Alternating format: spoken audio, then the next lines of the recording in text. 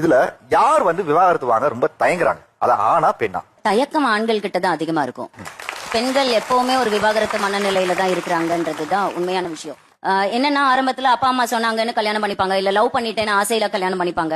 அதுக்கப்புறம் ஒரு குழந்தை பிறந்துரும், குழந்தைய வளர்க்க ஆரம்பிச்சிருவாங்க. அப்புறம் ரெஸ்பான்சிபிலிட்டிஸ் வந்துரும். ஒரு 10-15 வருஷம் ஆயிடும். குழந்தை வளர்ந்துருவான், அவன் வேலையை அவனே பார்த்துப்பான், அவனே சாப்பிட்டுப்பான், அவனே ஸ்கூலுக்கு போயிடுவான்.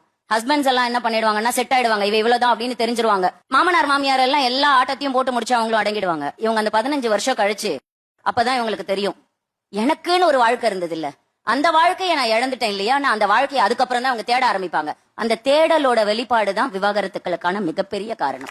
நிறைய பேர் வர்றதுக்கான மிகப்பெரிய காரணம். பெண்கள் கிட்ட போயிட்டு உங்களோட விவாகரத்துக்கு பின்னாடி நீங்க உங்களுக்கு என்ன கிடைச்சது அப்படின்னா, ஒருத்தருக்கு சுதந்திரம் கிடைச்சிருக்கும், ஒருத்தருக்கு டிக்னிட்டி கிடைச்சிருக்கும், ஒருத்தருக்கு செல்ஃப் ரெஸ்பெக்ட் கிடைச்சிருக்கும், ஒருத்தருக்கு வேற விஷயம் கிடைச்சிருக்கும். ஆனா ஆண்கள் கிட்ட போய் கேளுங்களேன், எல்லாத்துக்கும் ஒன்னே தான் கிடைச்சிருக்கும், தூக்கம். இந்த வீடியோல சொல்ற மாதிரி ஜெனரலா பெண்கள் தான் விவாகரத்துக்கு ரெடியா இருக்காங்க எப்பவுமே அப்படின்னு சொல்றது ஒரு wrong opinion actually. And divorce இங்க ஜெண்டர் டிபெண்ட் பண்ணி இல்ல. பிகாஸ் அவங்க எதிர்பார்க்கிற லவ், கேர், அஃபெக்ஷன், அட்டென்ஷன் கிடைக்காத பட்சத்துல தான் அவங்க இந்த மாதிரி ஒரு நிலைமைக்கு தள்ளப்படுறாங்க. அது ஒரு ஆணா இருக்கலாம், இல்ல பெண்ணா இருக்கலாம். மேபி அவங்க எதிர்பார்க்கிற லவ், கேர், அஃபெக்ஷன், அட்டென்ஷன் பெண்களுக்கு கிடைச்சிருந்தா அவங்க தான் டிவோர்ஸ்க்கு ரெடியா இருக்காங்கன்ற ஒரு சூழ்நிலை இல்லாம இருந்திருக்கும். பெண்கள் மட்டும் இல்ல, ஆண்கள் கூட பொறுமையா சகிச்சுக்கிட்டு பொறுத்துக்கிட்டு வாழ்ந்துட்டு இருக்காங்க.